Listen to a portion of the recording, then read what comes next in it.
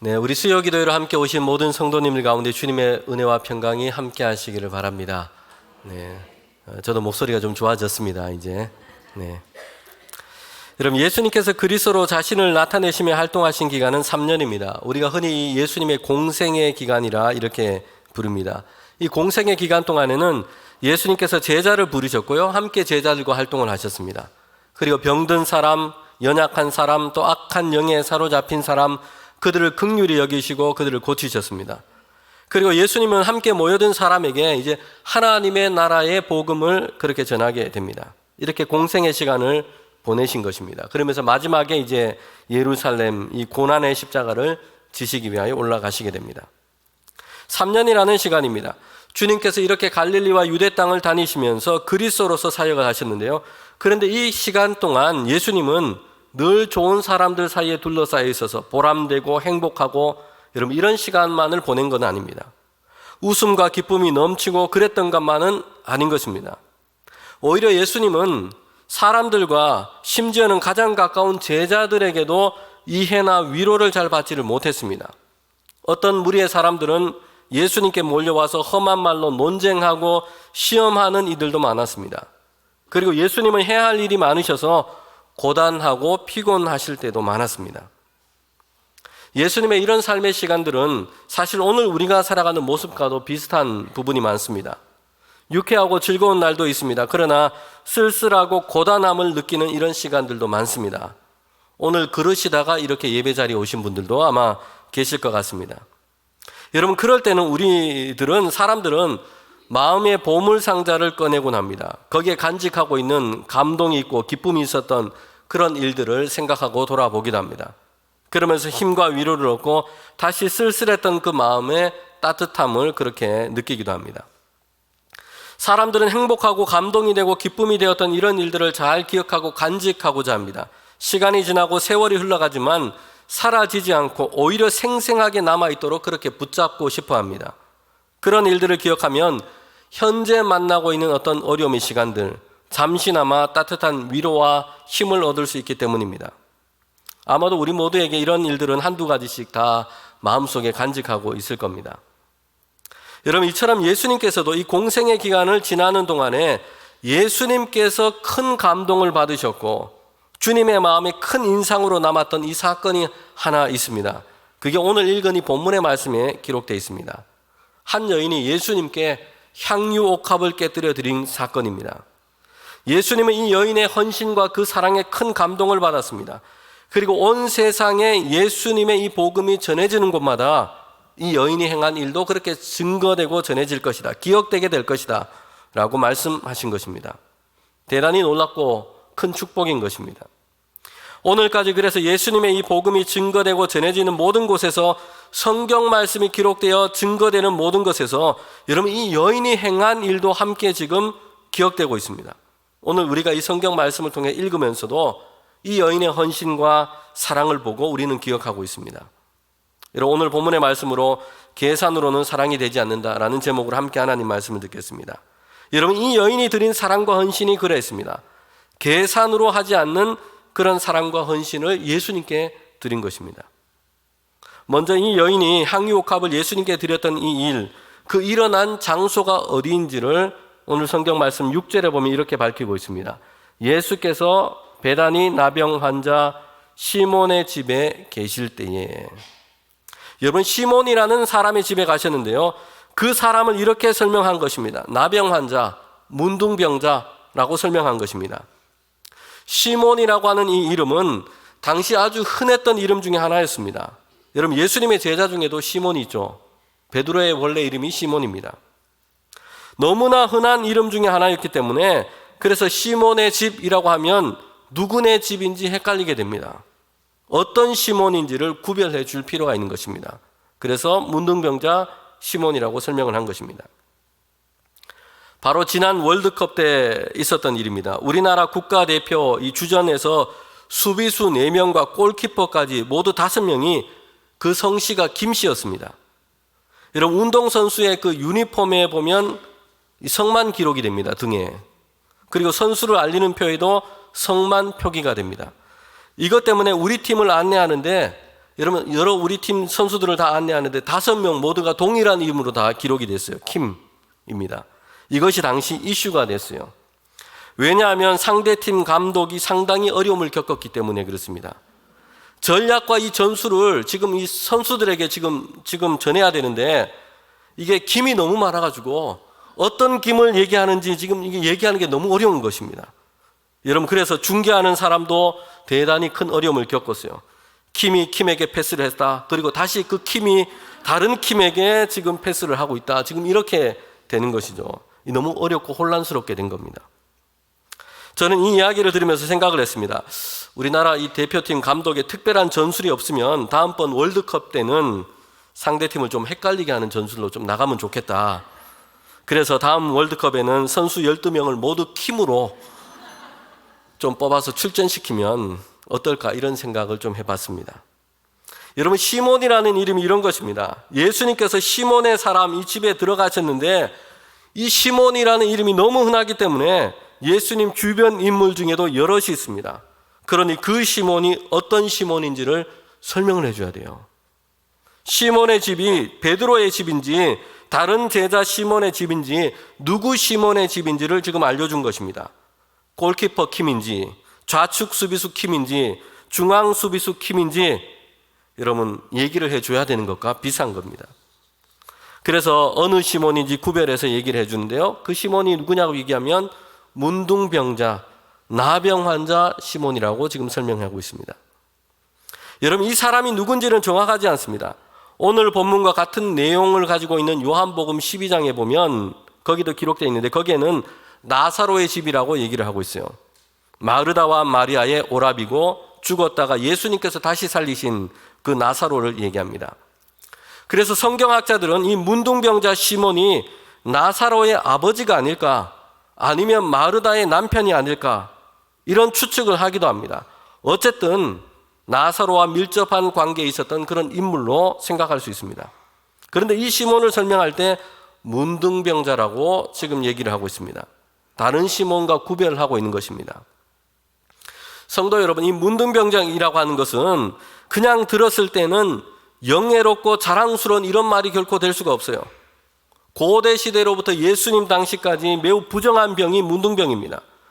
구약의 율법의 규정에 따르면 문둥병은 특별히 관리가 필요했습니다. 부정한 병이었기 때문에 문둥병에 걸린 사람은 가정과 마을에서부터 분리됩니다. 사람들을 만나거나 접촉할 수가 없어요. 부정함을 옮긴다고 생각이 됐습니다. 그런데 시몬을 설명하면서 문둥병자 시몬이라고 얘기하고 있습니다. 여러분, 이 시몬은 문둥병에 걸렸다가 예수님께서 그를 치유하신 것으로 그렇게 보입니다.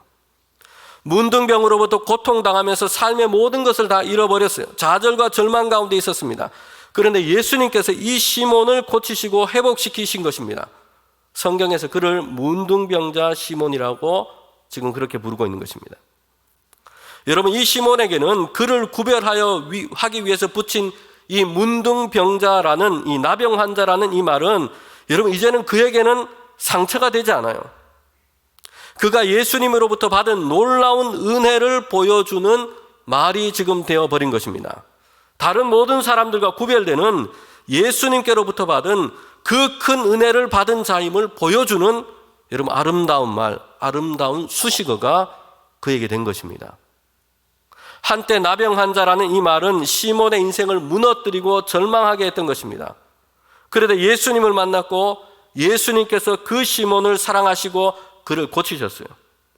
이제 그에게 나병 환자, 문둥병이라고 하는 이 말은 그에게는 놀라운 은혜의 흔적이 된 것입니다. 여러분, 시몬은 나병 환자, 문둥병자 시몬이라 불려지는 것에 꺼리낌이 없습니다. 다른 수식어를 자기 이름 앞에 붙이는 것보다 오히려 그에게는 문둥병자 시몬이 더 큰 의미로, 더 큰 감사와 감격으로 와닿는 것입니다. 성도 여러분, 값진 진주는 상처를 입은 조개에서 만들어집니다. 모래나 이물질이 이렇게 들어가서 상처를 내게 됩니다. 그러면 그 이물질을 녹여서 없애고 상처를 치유하는 과정에서 진주가 만들어지게 됩니다. 상처가 그냥 흉터로만 남는 것이 아니라 거기에서 값진 진주가 나오는 것입니다. 여러분, 예수님을 만난 인생은 이렇게 될 것입니다. 상처와 괴로움, 고통과 힘든 문제를 안고 있습니다. 그런데 오히려 거기서 우리 인생을 치유하시고 회복시키시는 예수님을 만났고 그 은혜를 경험하게 될 것입니다. 여러분, 그리고 이제 시몬에게 나병 환자, 문둥병자라는 이 말처럼 그 상처가 고통과 절망을 나타내는 흔적이 아니라 가장 크고 놀라운 은혜의 흔적이 될 줄 믿습니다. 여러분, 이 시몬의 집에서 예수님이 지금 식사를 하시는데요. 그런데 예상하지 못한 일이 일어난 것입니다. 계획하거나 예정되었던 일이 아니었어요. 갑작스럽게 일어난 것이에요. 한 여인이 나타나서는 향유를 가져와서 예수님의 머리에 그냥 부어버린 것입니다. 한두 방울 떨어뜨리는 것이 아니라 향유를 부었어요. 머리에서 흘러서 발끝까지 이르도록 그렇게 부은 것입니다. 이 이야기를 요한복음 말씀에는 마리아가 이렇게 했다라고 기록하고 있는데, 향유를 깨뜨려서 발에 붓고 그의 머리카락으로 예수님의 이 발을 닦았다라고 말씀하고 있습니다. 마태복음과 요한복음에 이 기록된 사건을 함께 생각해 보면 지금 향유 전체를 예수님께 지금 완전히 드린 것입니다. 온전한 섬김과 사랑으로 예수님을 지금 대하고 있다는 것을 보여줍니다. 여러분, 이 일은 예수님 주변에 함께 있었던 사람들에게는 매우 당혹스러운 일입니다. 약속되지 않은 이 여인이 등장해서는 식사 자리에 있는데 향유를 깨뜨려서 예수님께 부은 것입니다. 사람들은 당황했겠죠. 그들 중에 몇몇 사람들은 이 여인의 행동에서 지금 뭐 하고 있느냐 하면서 거친 말과 싫은 소리를 쏟아내는 사람들도 있었을 것입니다. 그런데 예수님의 반응이 전혀 달랐어요. 예수님은 이 여인의 헌신과 사랑의 마음을 주님은 알고 계셨어요. 그가 행한 이 일을 참으로 귀하게 받으신 것입니다. 그리고 가장 감동적인 일로 주님께서 말씀하고 계세요. 예수님의 이 복음의 메시지가 기록되어 전해지는 곳마다 이 여인이 행한 이 일도 전해지고 기억되게 될 것이다 라고 말씀하신 것입니다. 성도 여러분, 이 여인은 그가 가지고 있는 여러 값진 것 중에, 향유 중에 괜찮은 것 하나를 지금 예수님께 드린 정도로 그렇게 생각할 수가 없어요. 성경은 사람들이 이렇게 생각할까 봐 분명하게 자세하게 이렇게 설명을 해주고 있습니다. 매우 귀한 향유 옥합을 깨어드렸다고 말씀하고 있어요. 다른 본문에 보면 그 향유의 종류와 가격까지 드러내면서 지금 말씀하고 있습니다. 여러분, 다시 말해서 이 여인은 자신에게 있는 가장 값진 것을 드렸는데 그것도 아낌없이 완전히 주님께 깨어서 드렸던 것입니다. 여인이 드린 이 향유는 나드 향유입니다. 여러분, 이스라엘 지역에서 생산이 되지 않는 것으로 알려지고 있어요. 인도와 같은 지역에서 나오는 향유입니다. 쉽게 말해서 물 건너온 것입니다. 수입 명품이에요. 백화점 명품 코너에서나 구입이 가능한 겁니다. 그 가격도 상당히 비쌉니다. 마태복음에서는 그 가격표를 붙여서 놓고 있지 않는데 요한복음에 보면 얼마인지 말씀을 하고 있어요. 그 가격이 300데나리온입니다. 그 금액은 당시 노동자들이 1년 동안 일해서 벌 수 있는 그런 돈입니다. 생활비를 안 쓰고 세금 안 떼고 세전 연봉을 뜻합니다. 오늘날로 치면 좀 평균치로 잡아도 3,500만 원 이 정도로 우리가 생각해 볼 수 있습니다. 지금 향유 한 옥합을 깨어서 예수님께 드렸는데 여러분, 그 향유의 가격이 3,500만 원짜리입니다. 저 같은 사람은 지금까지 한 번도 구경을 못 해봤어요. 3만 5천 원짜리까지는 제가 이해가 되지만 이렇게 비싼 거는 이 향유를 한 번도 본 적이 없습니다. 여러분, 그런데 이 여인이 이런 향유를 깨뜨려서 주님께 부어드린 것입니다. 완전히 드린 것이에요. 되돌릴 수 없도록 전적으로 드린 것입니다. 여러분, 여인은 주님에 대한 헌신과 사랑으로 지금 이 일을 행하고 있는 것입니다. 이 귀한 것을 드림으로 이 여인이 가진 주님에 대한 섬김과 사랑을 지금 그대로 드러내고 있는 것입니다. 성도 여러분, 사랑과 헌신, 그 진실성은요, 내게 있는 귀한 것을 아낌없이 드리는 행동으로 나타나게 되어 있습니다. 아낌없이 주는 이런 행동이 전혀 없으면, 이게 전혀 안 되면 사랑과 헌신에 대해서 아무리 많은 말을 해도 사실 그 진실성이 좀 약해지는 것입니다. 너무 아깝고 그래서 내게 있는 것을 조금 더 기쁘게 내어주지 못한다면 여러분 사실은 사랑하지 못하고 있는 것이고요. 헌신이 준비되어 있지 않은 것입니다. 많은 말로 사랑한다, 헌신하겠습니다 라고 말하더라도 그렇습니다. 내게 있는 것이 아까워서 조금 더 드리지 못한다면 그가 말한 사랑은 말과 입술에 매달려 있는 것에 불과할 것입니다. 여러분 하나님은 우리가 하나님을 무엇보다도 누구보다도 경외하며 사랑하기를 원하십니다. 하나님은 아브라함에게 이삭을 번제물로 바칠 것을 그렇게 요구하셨습니다.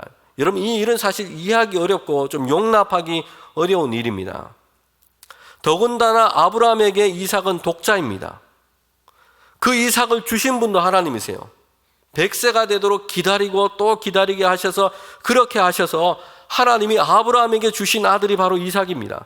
그리고 이삭을 통해서 아브라함의 씨로 큰 민족을 이루겠다고 하나님께서 그렇게 약속을 하셨어요. 여러분 그런데 이제 와서 하나님께서 뭐라고 하십니까? 그 아들 이삭을 번제물로 내게 바치라는 것이에요. 여러분 이것은 하나님의 시험이었습니다.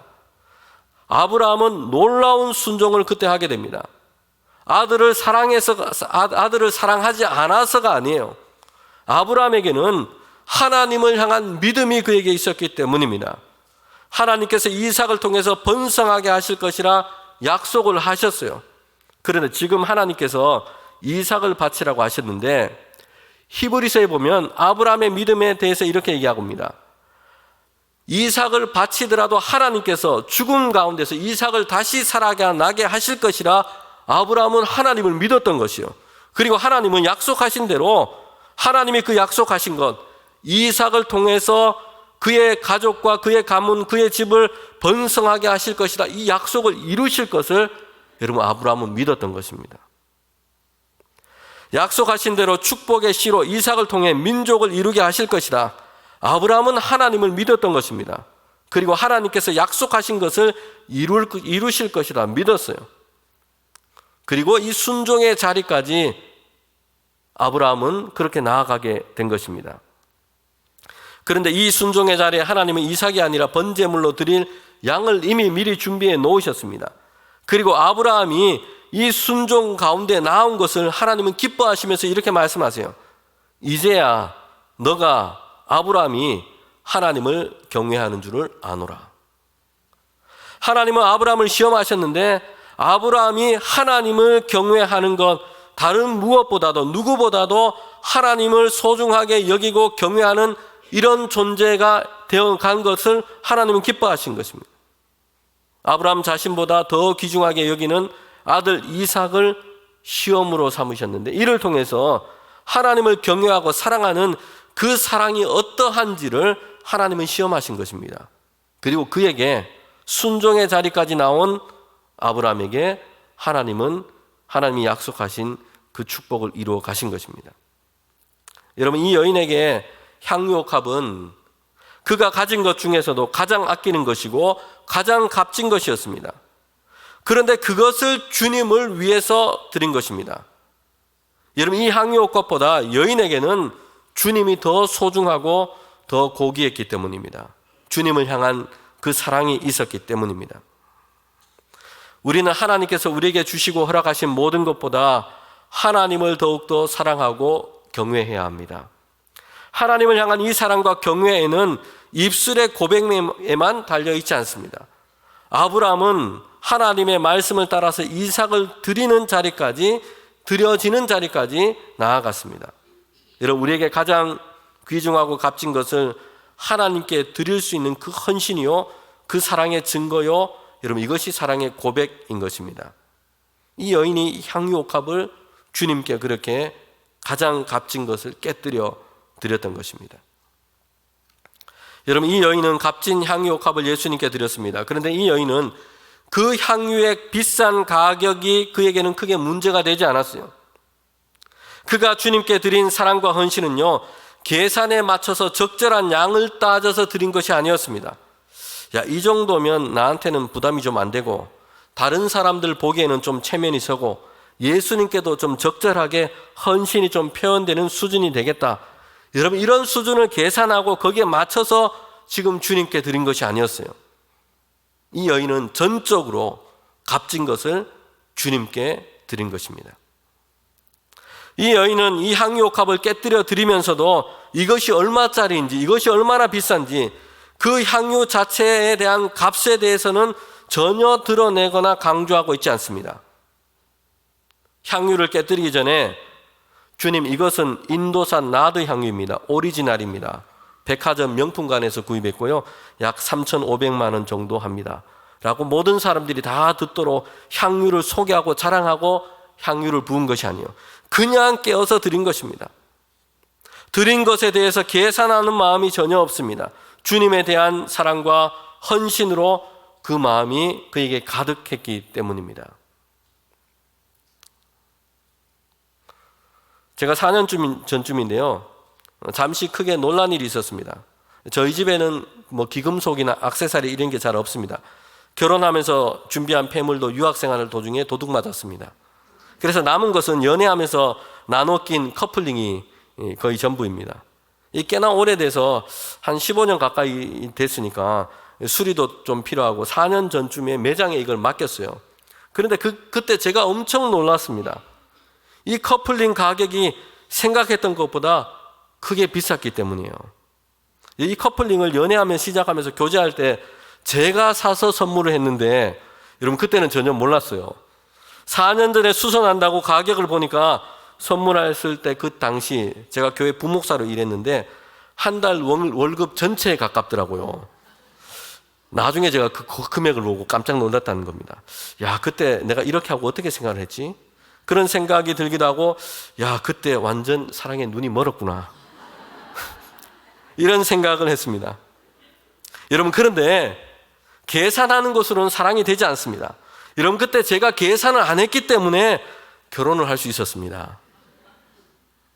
지금은 사랑이 식은 건 아니고요. 현실적인 부부로 아낄 것은 좀 아끼고 서로가 가격표를 잘 보고 그렇게 살아갑니다. 네. 제가 얼마 전에 헌신에 대한 말씀을 나누면서 생각나는 그 일이 있습니다. 얼마 전에 연로하신 장로님, 권사님 가정에 신방을 했습니다. 예배 드린 후에 제가 우리 두 분께 한번 물어봤어요. 교회를 섬기면서 그리고 지금까지 살아오시면서 가장 기억에 남고 보람된 일이 어떤 일이 있었습니까? 이렇게 여쭤봤어요. 그러나 이 권사님께서 부끄러워하시면서 이야기를 하시는데 교회 건축할 때 봉헌을 했던 일에 대해서 말씀하시는 겁니다. 그러니까 옆에 계신 장로님이 혹시 자신들을 나타내는 말이 될까봐 막 만류를 하세요. 그래서 제가 고집을 좀 부렸습니다. 제가 좀 듣고 싶으니 꼭 말씀을 좀 해달라고 얘기를 했습니다.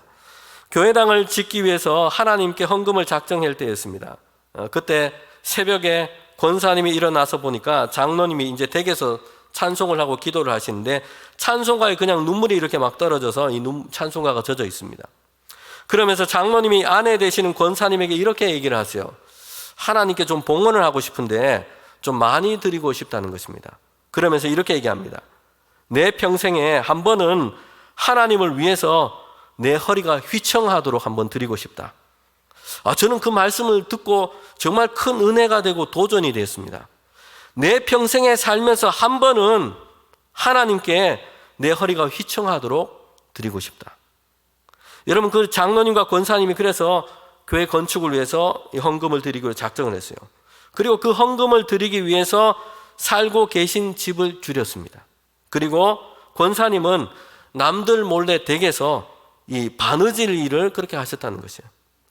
여러분, 그런데 지금까지 그 많은 세월을 살아오면서 일생을 돌아봤을 때 지금까지 가장 큰 기쁨이고 가장 감사했던 일이 뭐냐? 일생을 돌아보니까 그 일이었다는 것이에요. 내 일생 동안, 일생 중에 허리가 휘청하도록 주님을 위해 한번 드렸던 그 일이 그렇게 기쁘고 감사했다는 것이에요. 여러분, 계산으로 하는 것이 아니고요, 하나님을 향한 사랑으로 하는 것입니다. 그래서 계산으로는 도저히 할 수 없는 일을 여러분 감당할 수 있도록 하나님께서는 우리에게 은혜를 주시는 것입니다. 성경을 보면 이 상황 가운데서 계산이 빠른 사람이 등장하고 있는데요. 제자 중에 한 사람인데 요한복음에는 가룟 유다라고 이렇게 말씀하고 있습니다. 지금 여인이 비싼 향유옥합을 깨뜨려 드리는 것을 보면서 머릿속에 지금 생각한 것입니다. 저 비싼 것을 가지고 무려 300데나리온이나 되는데 이걸 가지고 좀 팔아서 가난한 사람을 도우면 얼마나 좋겠냐. 그런데 지금 쓸데없이 지금 허비하고 있다. 이렇게 생각하고 있는 것입니다. 이 가룟 유다의 말은 다른 사람들에게도 상당히 합리적이고 일리가 있는 말이기도 합니다. 그 비싼 항유를 깨뜨려서 허비할 것이 아니라 그 돈으로 가난한 사람을 돕는 일에 쓰면 훨씬 의미가 있지 않겠냐. 이렇게 얘기하는 것입니다. 성도 여러분, 가룟 유다의 마음에는 어떤 생각이 있습니까? 가난한 사람들에 대한 안타까움, 자비와 긍휼의 마음이 있었던 것이 아니에요. 가룟 유다의 마음에는 다른 마음이 있었습니다. 돈에 대한 욕심이었습니다. 300데나리온이나 되는데 그 돈에 대한 욕심이 가룟 유다에게 있었던 것입니다. 가룟 유다는 제자들 사이에서 돈깨를 맡은 사람이었습니다. 예수님의 제자였지만 그는 계산된 마음과 생각으로 주님을 따랐습니다. 계산된 자기 유익을 위해서 주님을 따랐습니다. 계산된 자기 유익을 위해서 예수님을 팔아버리고 배반했습니다. 가룟 유다는 예수님을 통해서 유대 민족이 로마로부터 해방되는 일을 원했습니다. 예수님을 통해서 자신이 높은 자리에 앉고 자신이 높은 영광 얻기를 원했습니다. 예수님을 통해서 자신의 유익과 이익을 얻기를 원했습니다. 여러분, 가룟 유다의 관심은 예수님에 대한 사랑과 헌신에 있지 않았습니다. 그 자신에게 있었던 것입니다. 그 자신을 사랑하고 있습니다. 가룟 유다는 예수님을 통해서 자신을 더 사랑하고 예수님을 통해서 자신을 더 유익하게 만드는데 거기에 그의 마음이 있었던 것입니다. 이것을 계산하면서 예수님을 따르고 있었어요. 여러분, 오늘 본문 바로 뒤에 보면 가룟 유다에 대한 이 배신에 대한 말씀이 이어지고 있습니다. 가룟 유다의 계산된 사랑과 헌신은 예수님에 대한 사랑이 아니었던 것이요, 자신을 향한 사랑이었고 자기 유익을 위한 사랑에 지나지 않았던 것입니다. 여러분, 그러나 이 여인은 계산하지 않는 사랑으로 그 값비싼 향유옥합을 주님께 깨어드렸습니다. 사람들 중에는 왜 이렇게 낭비하느냐, 허비하느냐 말합니다. 그러나 사랑은 계산으로 되지 않습니다. 사랑은 주고 또 주어도 더 주고 싶은 것이 사랑입니다. 사랑은 그래서 그 자신을 주게 합니다. 산술적인 계산으로 본다면 낭비되고 허비되는 것이 여러분 사랑의 본질적인 특징인 것입니다. 이 여인이 값진 것을 드리며 마치 낭비하며 허비하는 것처럼 예수님께 사랑과 헌신을 드렸습니다. 그런데 이 여인이 드린 사랑과 헌신은 그가 예수님께로부터 받은 은혜와 사랑에 대한 응답인 것입니다. 어둠 속을 헤매던 그의 인생을 고치시고 새롭게 하셨어요. 참 생명과 자유를 얻게 하셨습니다. 예수님께서 그에게 이루신 그 은혜와 사랑에 대해 이 여인은 감사함으로 응답한 것입니다. 성도 여러분, 모든 신자가 주님께 드리는 사랑과 헌신이 이와 같습니다. 계산으로 되는 것이 아니에요. 우리가 주님께 받은 바 그 은혜로 사랑과 헌신으로 주님께 다시 올려드리는 것입니다. 오늘 우리는 이 여인의 헌신을 통해서 우리가 보게 되는 것 마지막이 있습니다. 그것은 주님께 드리는 사랑과 헌신은 다음이 아니라 지금 드려야 한다는 것이에요. 여러분, 사랑과 헌신의 때는 지금입니다. 미루다가 보면 값지고 의미 있는 기회는 우리를 지나가 버리고 맙니다. 여러분, 제자 중에 가룟 유다가 말하고 있습니다. 이 비싼 향유를 왜 이렇게 허비하느냐? 그 값으로 가난한 사람을 도와야지. 사실 복음서에서 만난 예수님도 그렇게 말씀을 하실 수 있겠다라는 생각도 했습니다. 나한테 이렇게 하지 말고 이것으로 배고프고 가난한 사람들을 돕는 게 더 좋겠다. 여러분, 그런데 이 여인이 향유옥합을 깨뜨려 드릴 때 예수님은 그렇게 말씀하지 않으셨어요. 오히려 이 여인을 괴롭게 하지 말라 말씀하시면서 가난한 사람은 항상 너희와 함께 있거니와 나는 항상 너희와 함께 있지 아니하리라 라고 말씀하고 계세요. 지금 예수님은 십자가를 지시고 고난을 당하실 것을 지금 염두에 두고 계십니다. 이제 곧 육신의 몸으로는 주님께서는 그들 곁에 계시지 않게 되실 겁니다. 그리고 이 여인이 한 일은 십자가에서 고난을 당하시고 죽으실 그 예수님의 이 장사를 지내기 위해서 예수님의 몸에 향품을 바른 일이 되었다고 지금 주님께서 말씀하고 계세요. 여러분, 이 여인이 향유를 부어서 행한 이 헌신은 예수님에게는 아무 때나 할 수 있는 일, 언제나 할 수 있는 일이 아니었던 것입니다. 예수님께서 고난의 십자가를 지시기 전입니다. 모든 사람을 구원하기 위해서 대속의 죽음을 앞두고 있습니다. 예수님께서 행하시는 이 일에 대해서 제자들도 말씀했지만 제자들도 깨닫지를 못하고 있어요. 이것을 이해하고 있는 사람이 아무도 없습니다. 예수님이 당하실 고난과 죽음을 알고 주님 곁에서 위로하며 함께 울어주는 사람이 아무도 없습니다. 하나님의 뜻이기에 피할 수 없는 이 고난과 죽음입니다. 그런데 곁에서 함께 준비하고 함께 있는 사람이 아무도 없다는 것이에요. 여러분, 그런데 그때 이 여인이 향유옥합을 깨뜨려서 주님께 드린 것입니다. 이 여인이 예수님의 죽음을 미리 알고 그렇게 한 것은 아니었습니다. 그러나 이 여인의 헌신은 지금 고난의 십자가를 향해 대속의 죽음을 향해 가시는 이 예수님을 위해서 그때에 지금 가장 필요한 헌신을 예수님께 드린 것이었습니다. 여러분, 가난한 사람을 돕고 돌보는 일은 언제라도 할 수 있습니다.